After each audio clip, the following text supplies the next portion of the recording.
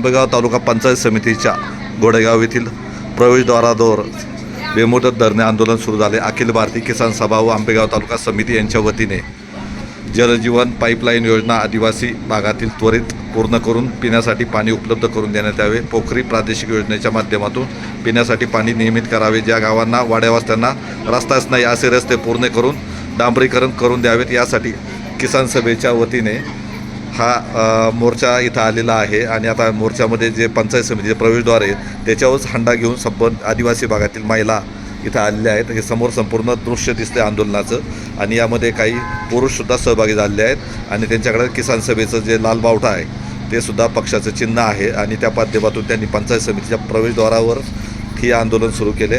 नेमकं काय घटना आहे किंवा काय थोडं आपण त्यांच्याकडूनही समजून घेऊया आणि नंतर त्या पद्धतीने आपण त्यांच्या काय समस्या आहेत त्या जाणून घेऊया।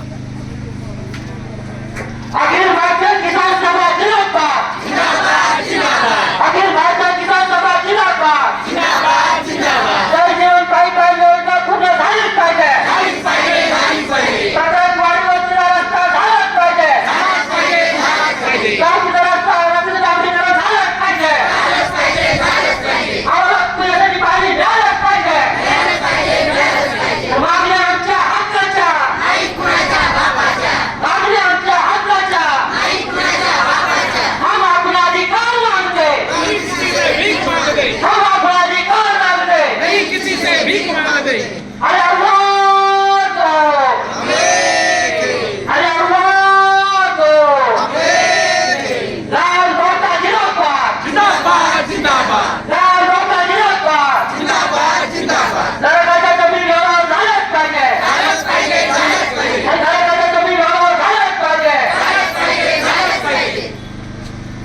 तर पहा इथं हे आंदोलन आहे आणि घोषणा स्वयंस्फूर्तीने दिल्या जातात आणि आता आतमध्ये पंचायत समितीच्या सभागृहामध्ये तहसीलदार डॉक्टर सचिन वाघ आणि सहाय्यक गटविकास अधिकारी वैशाली इडे यांनी शिष्टमंडळाला भेट देऊन त्यांच्याशी चर्चा सुरू आहे। परंतु अजून हे आंदोलन बेमुदत जर मागण्या मान्य नाही झाल्या तर बेमुदत ठेवण्याचा इशारासुद्धा देण्यात आला आहे। तर नेमक्या काय काय मागण्या आहेत किंवा काय काय आहेत त्याबाबत काय काय काय नाव तुमचं? ज्योती गणेश भुकटे कुठलं गाव? पिंपरी काय काय परिस्थिती पिंपरीची? पाणी योजना नाही आम्हाला पाण्याची योजना नाही. रोजगार हमी नाही आमच्याकडे बाग आहे आम्हाला काही सोयी सुविधा नाही ती रस्ता नाही रस्त्याला खड्डा गेला तर गाड्या अशा टनाटनवर उडत येतात चालला गाडी बसून का काय आमची सोयीच नाही तिकडे आम्ही नदीवरून वड्यावर तीन बघायला या 2-3 हांड्याने पाणी आम्ही वड्यावरून घेऊन जातो।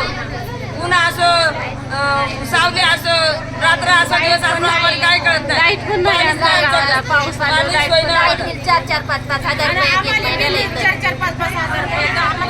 कशाला पैसे? लाईट बिल जास्त येते का? आणखी काय काय समस्या आहे? पाणी नाही प्यायला पाणी नाही लाईट बिल डोक्यावर वाटतं किती अंतरावरून आता